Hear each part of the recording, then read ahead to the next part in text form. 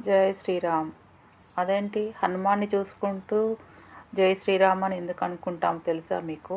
శ్రీరాముడు ఎక్కడ తలుచుకుంటే అక్కడ హనుమంతుడు ప్రత్యక్షమవుతాడు. అంత ప్రాణం తన గురువు అంటే ఇష్టమైన వాడు కాబట్టి మనము హనుమ కంటే రాముని తలుచుకుంటే హనుమకు చాలా ఇష్టం. చాలా తొందరగా మనకి కోరికలు తీర్చి ప్రసన్నుడవుతాడు.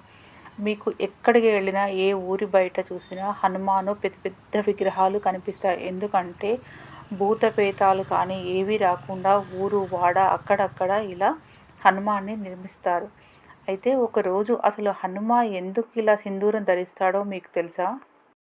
హనుమ సీతమ్మ వారిని కలిసినప్పుడు అడుగుతాడు, అమ్మా నువ్వు ఇంత పెద్ద బొట్టు ఎందుకు పెట్టుకుంటావు అంటే, నా భర్తకు పెద్ద బొట్టు అంటే చాలా ఇష్టము అని.